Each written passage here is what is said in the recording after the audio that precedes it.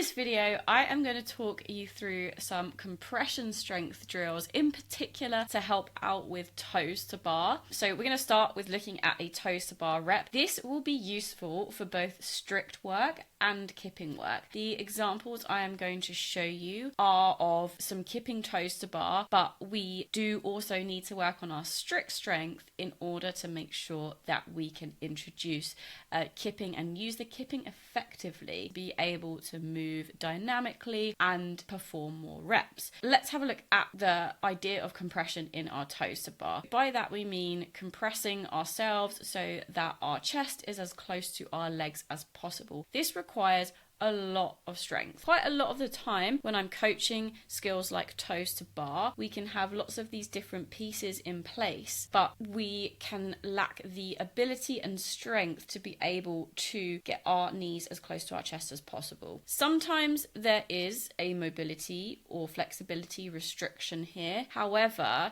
most of the time it's strength, because I'll show you an example in a moment of what this could look like with bent legs, and we can talk through the differences that makes. But when we are doing toes to bar, we want to close the distance between our thighs or our quads and our chest and ribs as much as we possibly can. We don't want to have a big gap here. A lot of people, when I'm coaching their kipping and they're wondering why, even though they can get themselves nicely behind the bar here, or if they're trying to work on strict strength and they can lift their legs up fairly high but they can't quite get that last bit of their strict toes to bar, they're wondering why. It's often because we don't have this top end range of strength when it comes to this position here. The other thing to take into account, like I said, is mobility and also our bending and straightening of the knees. When we're thinking about strength work when it comes to gymnastics, it's always going to be easier to do things in the tuck position. So I've just skipped through to the part where I am doing my toes to bar with the bend and flip. You can see here that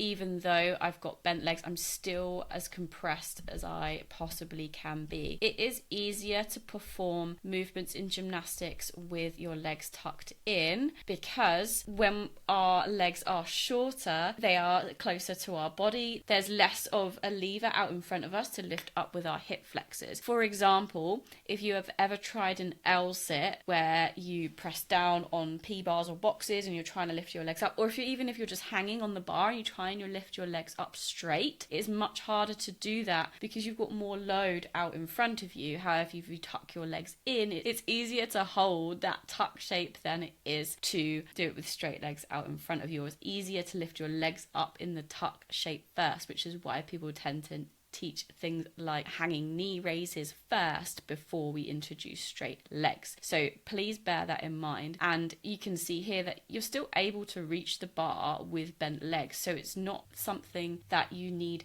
massive hamstring flexibility for. Sometimes people will ask if tightness down the back of their legs stops them from being able to get their toes up to the bar. It's not necessarily that, it's probably the compression that you require. Sometimes it can be lat strength as well, but I'm not going to cover that all in one video. We're going to cover compression strength in this video, and then we can look at the press down and lat strength and straight arm strength in a separate video to this. How do we work on the compression strength that we require? There are loads of exercises for this.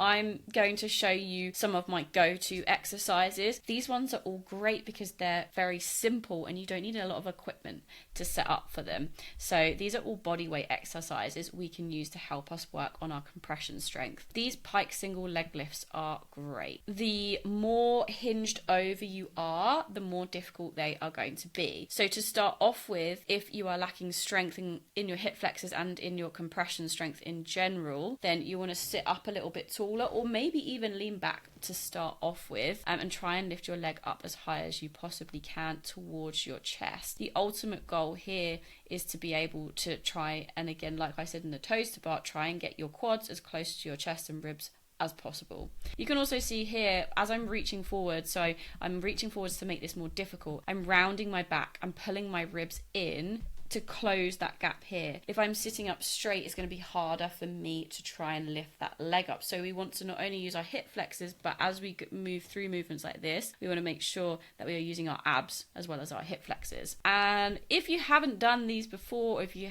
have some kind of weakness in your hip flexors, they do feel a little bit crampy, but that goes away over time as you build strength. This is a great opportunity as well to work on control and your ability to create tension in your legs, squeeze your leg muscles. So think about squeezing your quads, pointing your toes as well as you perform these, and make sure you do both sides. A great way to progress these is then to try and work on being able to lift both legs at a time. Next up, we have tuck V-ups. Forming things in the tuck shape first is going to be easier, and we want to achieve as much compression at the top as possible here, and then we can progress onto straight legs. V-ups are great because they replicate a similar movement pattern to what we want on the bar or on the floor. Imagine here I'm hanging on the bar. This is like my dead hang position. I'm then going to snap up as fast as I can to my top position. Notice how I'm drawing my knees close to my chest. I'm rounding my back and shoulders at the top, so I'm using my abs as well as my hips to create this really compressed position at the top here, and then I'm going to control it back down. So I'm thinking about snapping up fast to this position. The way to progress this will be to then work towards being able to perform your V-ups with straight legs. If you struggle to hold that top position of a V-up, we want to be balancing on your bum at the top.